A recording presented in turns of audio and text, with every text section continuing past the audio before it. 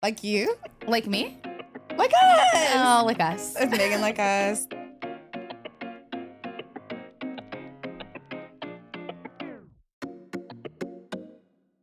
Thank you guys for watching. I'm Danielle. I'm Erin. So, Danny, before we get into this week's episode, we've been talking about a lot at the end of each episode, our like us meter. Like, how much is Meghan like us? And really what this stems from is like the conversation of relatability. Right. What does it mean to be relatable? Do we want our celebrities to be relatable? I mean, I feel like so much people go really in on Meghan when it came to this show with Love being created and being like, this is unrelatable.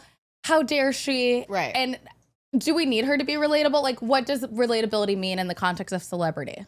I think like relatable celebrities are people that when I think of someone that I'm like, oh, that's a relatable celebrity, there's someone that either has done the work in the quiet to be the athlete that we see them today, or they're the actor that was in acting classes since they were a child. They're the, singer like Beyonce, Little Kid in Heels. Like that is the humble beginning that we want to see from them usually. And I think like seeing that they've put in that hard work to get to where they want to be. And Meghan's definitely that to me. When we look into the lore of her life, like you already see she was already interested in like international business. She was already involved in international causes before Harry came into her life. And I think that also is like a good example of someone that has been living in their truth. And Meghan has. Yeah, I mean, I think there's something interesting. Like you bring up athletes, and there's definitely the stream of what is relatable as it relates to excellence, and putting in the work is a thing that can be relatable or cannot be, right? Because when we're talking about people who are superstars, whether they're a musician or an athlete, they have abilities that the average person just does not have. And that in and of itself is a little unrelatable. But I think for me, when it comes down to seeing a person who we can have empathy for in one way or another. Yeah. And I think when people ask if someone is relatable, they're actually talking about, do I have empathy for this person? Do I have empathy for their journey? And I think the reason why some people find Meghan unrelatable is because maybe it's harder for them to have empathy for her journey. There's an opportunity to look more into Meghan, and that's why we have the show. Yeah, well, and I think that there's something I do like about With Love is that we get more of Meghan's lore. So it's able to really build into her empathy. And we'll get more into that a little bit later on in the show. Yeah. I just thought it was interesting in this episode that we find out that Meghan knows Argentinian Spanish. Yeah. And that's part of her lore that we learn is that she lived in Argentina for a moment in her life, and she had an internship at the U.S. Embassy. And as a woman who has a lot of lore of my own, I appreciate when we've learned lore about people. I've done this thing, that thing. Sometimes you just do stuff for the plot. It's for the plot. And it feels like Meghan is someone who lives for the plot sometimes. But it's all really come together in a way that makes this With Love show really fun as we start learning more about like her deeper lore. Let's get into the episode. Let's get into the episode.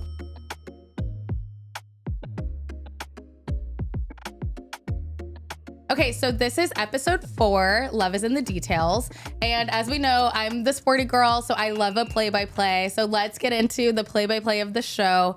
We start this episode off with Meghan making sun tea and talking about how she does this with her kids. And she's preparing for a day to hang out with her polo wag, Delphi. It is a wag, but her polo wag, Delfina Figueras. And so she's the wife of Nacho Figueras, and this is one of Harry's longtime friends from polo.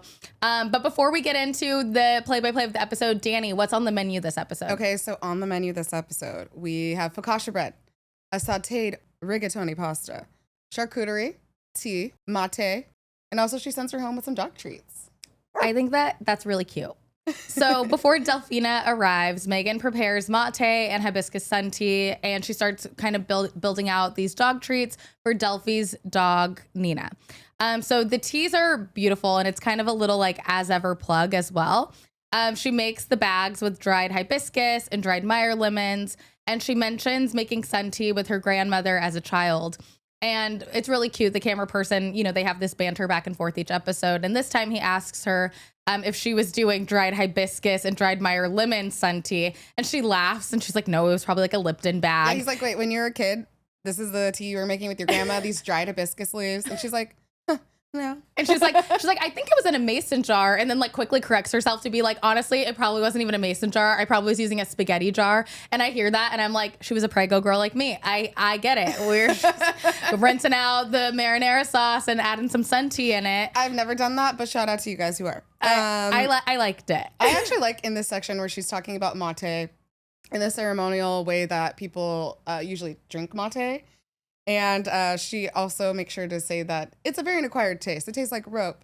So it's very like, so she's like, does things for the plot. That's exactly who she's doing it for. You're right on that, because she's like, it's really about the vibe of it all. And she says that again later on when Delfina actually prepares it for them. It's really funny. So. Absolutely. So after the tea, Meghan moves on to make dog treats. And it's a very simple recipe. It's just like oat flour, regular flour, some water, honey, peanut butter, and an egg. And she mentions that she really likes to do handwriting gift notes. And her handwriting is so beautiful. It's very nice. I always thought that it was really cute too. Like as she's making the dog treats, her like elderly dog Guy is in the kitchen with her, and the camera like pans to Guy, and his like little lip is stuck on his like lip is stuck. And I'm like, oh my God, I love this dog. He's so cute. And Guy has been with her for so long. I guess he's a rescue. But then she makes a comment. She's like, oh, and you can throw leftover bacon in this. And the camera guy's like, is there such thing as leftover bacon? Like, and she's like, not in my house. And she's cute. I also like they let Guy lick the spoon for the treats. You got to let the dogs have the peanut butter spoon. It's cute. Okay, so then they go from the dog treats into making preserves. I personally love preserves. I had them this morning. But Meghan prepares raspberry preserves. And this is for their hangout later on. She puts in raspberries and sugar, and she mentions that preserves have less sugar so that they cannot be considered jams. Yeah. And this is kind of an as ever plug because, as we know, that's like a big kind of push for this line is the preserves. Yeah. Within a few hours, we were here where it's suctioned in the top, and you go, it's sealed. It's great. So for me, when she's canning it, did you know that when you can preserves, there's like a sound? Wait, Erin, I have never canned anything in my life. I have used a mason jar and I've used cans, but I have to be honest, I feel like I've never done it in my life now after I've seen this clip, because I didn't know you're supposed to like wait and listen to like a little sound and it goes like, and it like sucks it down and like the top goes down. I had no idea about any of this. Check my food. It's definitely expired. Well, so I don't know if the canning is relatable to you. I think it's aspirational, personally. I love it. I'm trying to can something. I want to. I want to make preserved lemons. It looks great. But my favorite part of this little section is actually like she's tying a ribbon. Meghan is tying a ribbon on the mason jar from the preserve. And she just goes, because the ribbon tie is like not cute at first. And she's like, it doesn't have to be perfect, but it needs to be presentational. And she like starts really fixing it. And I feel like when we talk about her people being like she's not relatable, I feel like that is Meghan's inner dialogue, is making things be presentational. So in her head, she's always striving to make sure that things look great. And even if it's not perfect, she is like, this will look the best it can look, or things will be the best they can be, which is honestly a lot of pressure to put on yourself personally. Yeah. But I am someone who like kind of moves the same way. So that quote just really stuck to me, because I'm like, it doesn't have to be perfect, but like, we're going to make it look good. Yeah, I feel like with a lot of artists are that way, to be honest. I think like it speaks to where she's at in her creativity. She's great with her hands. She does everything from balloon arches to florals. Even her meals all have like a visual appeal to them. Yeah. So I think it's really speaking to her as an artist, because we know when you get into things, you could keep tinkering forever. You could keep editing things forever. And she doesn't do that. She's just like, all right, good enough. Let's go. So now it's time for Delphi to arrive. And right before Delphi arrives, Meghan writes on the board, ready or not, here I come. I don't know why she does that, but I loved it. Like, she's so quirky. She's like genuinely, she's such a quirky lady. It's very quirky. Yeah. So Delphi arrives. Oh yeah. So Delphi arrives, and she's greeting Meghan in Spanish. And this is so cute. They're very warm. She instantly takes her shoes off because she's like about a foot taller than Meghan with her heels on. She instantly takes her shoes off and she's like, finally, you're going to teach me how to make me this focaccia. And Meghan's like, wait, hold on. I also just learned how to make this. You know that. It's funny though, because Delphi keeps gassing her up like, oh my God, you're teaching me focaccia. And Meghan's like, I just learned, and like keeps kind of going back to that being a thing that like she's only made it a few times, but then she also keeps emphasizing it's so easy, it's so easy, it's so easy. And this, it's like a little chaotic, but also like, you know, when your friends just think you're good at something and you're like, girl, I don't even, whatever. Like, I'm not that good at this, but you think this, so like we'll go with it. Like it's gonna make the vibes good if that I told you, yeah, that's a good outfit. But like I'm not that person, you know what I mean? No, I know. All my friends think I'm like amazing at golf. Like they're like, oh my God, Erin, we're gonna go golfing and you're gonna teach us. And I'm like, I literally just started doing this, but sure, yeah, I'm great. Yes, of course, Tiger Woods, that's me. I love a compliment, so I'm never gonna tell you no, but you will see how bad I am when I get out there. You know, it's rough. So the camera shows Meghan's handwritten recipe book because Delphi is gassing her up, and they start the bread prep.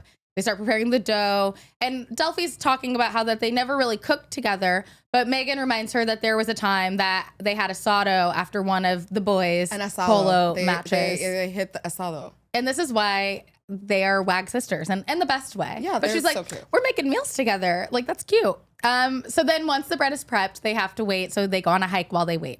And I actually love this segment. It's very, very cute. Gosh, I feel like the hike was just so chic, right? They have these like huge brimmed hats and they do like this like little like dance section. And I'm like, yes, girls, stay out of the sun. But while we're on the hike, we learn a little bit of Meghan lore. Okay, so wait times. That is a like us. Me and my girlies, we love a big sun hat. We love to protect from the sun. SPF clothing, that has been purchased in my group of friends. I've worn a big hat on this show. I love a hat. And so while they're on this hike, they talk about Meghan and how her mom was a troop leader and that she was a Girl Scout. And that's when she started really enjoying the outdoors. She says she finds the outdoors really grounding. And she started Girl Scouts from being a daisy. I started as a daisy, which is when you're 5 or 6, and I sold a lot of cookies. This is a like us for me because I was a Girl Scout. Very cute. On my honor, I will try to serve God in my country, help people at all times, and to live by the Girl Scout law. I feel like me and Meghan would probably recite that together. It seems like we're the type. Meghan, call me. So I'm left out. You weren't a Girl Scout. I married a Cub Scout. That doesn't count, but Cub Scout wags. He knows how to tie knots and whatever. You can eat the Girl Scout cookies. It's all good. So the shout out to our cousin Kelsey, who has like sold the most cookies and got a trip to Disneyland. I know. Like we're generational Girl Scouts over here, clearly. Impressive. So this is why I think I think Meghan being the Girl Scout is very like us, very relatable. So many girls are Girl Scouts. And basically they just go on this little hike up the mountain. They come back, they dance a little bit, and then they head home. But this hiking section really has not much to do with pushing the plot of this episode along, but we do learn more about Meghan's lore, and we see this friendship in a way that's really cute. So once the hike wraps up, we see Meghan do a cutaway of making these lavender towels for freshening up guests. Yeah, so she's just taking these basic white towels that would be like a hand towel. She's dripping them in water and a little essential oils, popping them in a Ziploc bag and putting them into the freezer. I think it took like 1 second. It was a really quick little activity. And then it had a big impact later when they were hot. But I do love going to a gym. And the gym having the eucalyptus or like a peppermint towel. Or like the hotel. I love that. Me too. Or like on a flight or too. Like a restaurant, if they're like, they're like, I know the food's gross. Here you go. Wipe your hands. I love it. So now it's focaccia time. They go and they're going back in the kitchen. Now they're preparing the dough. But before adding the dough into the pot to bake, and in the Le Creuset pot that looks really nice, they grab some rosemary from the garden. It's very like Ina Garden, Barefoot Contessa. It's very fancy. Love it. It's a Thermador oven, Le Creuset pot. I love it. And then they go in and they go to the garden and they grab some tomatoes and some rosemary. And then they start in this focaccia thing. So as they're starting to put the focaccia in the oven, Meghan's going for the olive oil. Delphi's like, girl, I like butter. And they add butter to it too. And I'm like, me too, girlfriend. And the bread comes out looking amazing. Yeah, I love that they added so much oil on top. Yeah. It really had like a nice crisp layer. And Meghan and Harry, she's already said like Harry loves salt. Mm-hmm. And it's perfectly salted. Mm-hmm. Like the amount of salt on it. I'm not a big bread person. I have a little gluten sensitivity, TMI.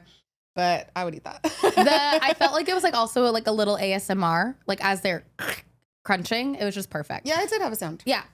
So they make the bread, and after they do go make the bread, then they move into their pasta salad, their pasta and salad. So it's a rigatoni. It has sauteed onions, garlic peas, snap peas, some kale, some lemon, some Parmesan, and some tomatoes topped with mint. This is my kind of salad and my kind of pasta. I love it. So Meghan talks about that she believes in sustainability when consuming food. And so she says that her mom would eat the entire lactino of the kale stems. And Delphi talks about how her mom would roast them. And it's just like a great idea to get more veggies into a morning scramble. Then they start talking about carbs because they're eating pasta. And we love this conversation. And bread. We've already talked about the high protein diet and also the love of pasta. Well, Delphi has a house of athletes. Yeah. So for her, she's like, everybody eats carbs at my house because everyone needs the energy for carbs. And it's a good conversation. She has a whole house of teenagers. Yeah. And they're all boys. So everyone's eating a lot.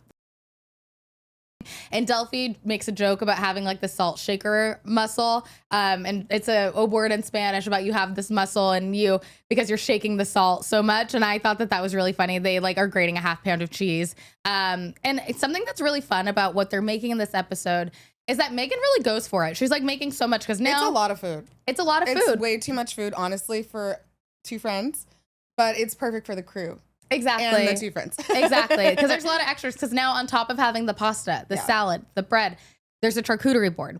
And the charcuterie board has some cured meats, like fennel salami, some cheese, some nuts, some grapes, some apricots. More mint. Olives, mint. Yeah. It's like there's so much. And then also the star of the show, the flour sprinkles. The as ever flour sprinkles. They're always here. And I love them. I want to buy them so bad. They like need their own credit line. I agree. Now featuring flour sprinkles. I agree. They're in every episode. Pretty much twice the episode at least. It's hilarious. So Delphi asks if they're going to eat the whole spread because it's huge. And Meghan's like, yes. And then grabs a bottle of wine. And it's funny because at this point of the episode, I was thinking like, oh, they haven't drank this episode. And then the wine gets popped open. They go outside. They go sit on the grass. It's a beautiful sitting table. Delphi starts preparing the mate. They talk about how this is a special ceremonial drink. And I really like in this moment that Delphi just speaks so much life into Meghan. She's just being such a good friend. She's like, I love watching you do your thing. You seem so happy. You seem so in your element.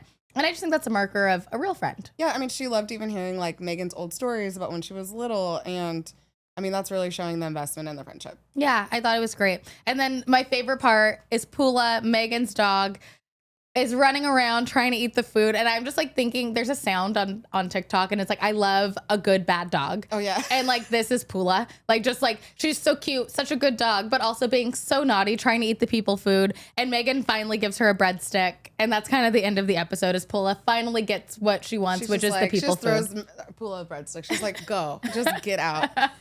Pula's a sweetie too. She's so cute. No, you're so naughty. Stop. Basta.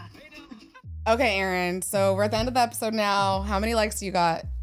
I mean, there were a few like us this episode, but not as many as maybe in some previous episodes. Yeah. There were some parts that felt like a little bit more unrelatable just because it's not my day-to-day life. But my favorite bits of this episode were learning about Meghan's lore. As a woman with a lot of side quests, I felt like I was learning about her living in Argentina and like knowing Argentinian Spanish, which is so specific, and like her being a Girl Scout, which I was also a Girl Scout. So like that was my favorite relatable moments for Meghan this episode. Was there another one? I mean, was there another one? I mean, I think there was another one. I mean, I also really, I think that when Pula was eating the food, Meghan's dog, it reminds me of someone else I know. I have a good naughty husky, but he's the sweetest, and he does like people food. He likes people food. He's really sweet. I love him. Take him to a restaurant. I don't know. All right. So for me, I love the sun tea of it all. We used to make sun tea with our grandma as kids. So that was cute. Yeah. I love having friends speak life into you. But moreover, the words that people use, like whatever, but her friends also show up for her in the series. And I know it's probably like the first run or like first few times that they're recording these things. And her really close friends, like Nacho, and they've spent time together. They've traveled together. Their men are friends for many years as well. And to let someone that is so international just come to your house in Santa Barbara really says a lot too. And you can tell that the friendship means a lot to her as well. Yeah, I agree. And, you know, lastly, a quick sauteed veggie pasta. How do you feel? It always find me well. Exactly. So I think that the dish, I also love focaccia bread. So I did love what they made. I haven't made it, but I'm putting it on the menu at my house soon. I love it. I'm not going to make it, but I love it for Meghan. All right. So next week, we're going to be chatting about episode 5 of With Love. She hosts her longtime friends, Abigail Spencer and Kelly Jaffin, and they get into flower making. It's actually really cute. But that's all the time we have for today. So please follow us on Instagram, TikTok, and YouTube. Like us pod. Erin, what else you got? Please subscribe and comment. We're on Apple Podcasts, we're on Spotify, or wherever else you get your podcast. You can also follow us personally. Yeah. I'm at Erin Jones-Wesley on all socials. And I'm Diaz for Danny. It's been great. It's been fun. Bye. Adios.